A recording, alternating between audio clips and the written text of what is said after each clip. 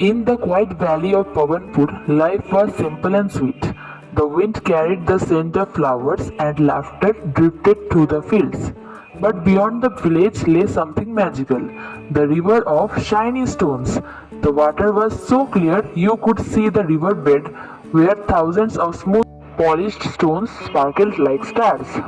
The elders said that anyone who could cross the river without touching a single stone would reach the wisdom tree, a tree that could grant clarity and purpose to anyone who sat beneath it. But no one had ever succeeded.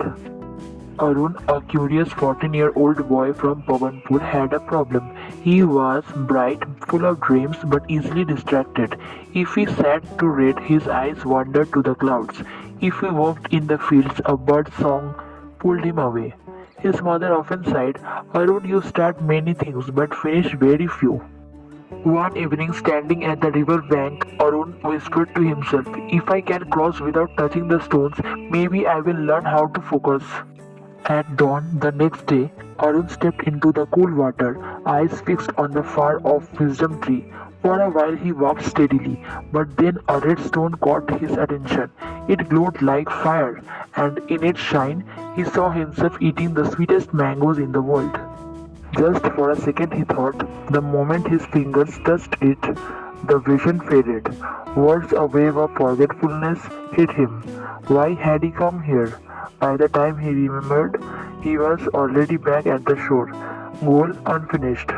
Frustrated Arun sat on the bank. That's when he heard the creak of a wooden boat. An old ferryman rowed near and asked, Why so lost, boy? Arun told him everything. The ferryman smiled, pulling out a small piece of red rope. This is not magic. The real rope is here, he said, tapping Arun's chest. Before you begin, tie your goal to your heart.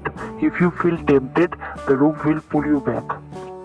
The next morning, Arun closed his eyes and whispered, My goal is to reach the wisdom tree.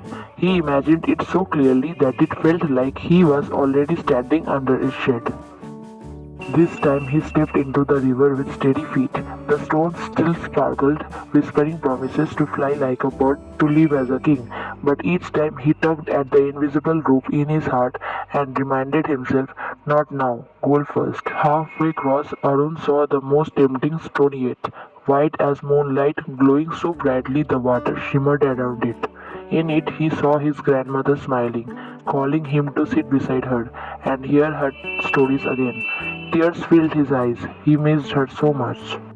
For a moment he forgot everything. His hand reached out, but the rope in his heart pulled hard. He remembered her voice from long ago. My boy, finish what you start. With trembling hands, Arun stepped past the stone. Finally, Arun reached the far bank. The wisdom tree stood before him, its golden and silver leaves shimmering in the wind. Sitting beneath its shade, he felt a warm breeze and heard a voice in his mind. You have already learned the truth, Arun. Distractions will always sparkle, but their shine is not your path. Focus is not the absence of temptations, it is the strength to walk past them. When Arun returned to Pavanpur, people gathered to hear his story. He told them about the rope trick, the visions in the stone, and how he nearly gave up but didn't. From that day on, Arun walked differently. Before starting any task, he tied his goal to his heart. If he felt distracted, he pulled himself back.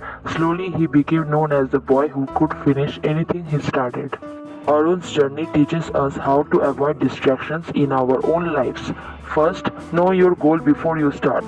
Tie it to your heart, like Arun did. Second, notice distractions, but don't touch them. They will sparkle, but they are not your path. Third, have a mental rope, a word, picture, or memory that pulls you back when your mind wanders.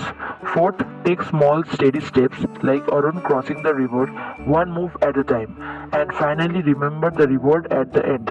Keep your own wisdom tree in sight. Moral, distraction will always call your name. Don't answer until your work is done.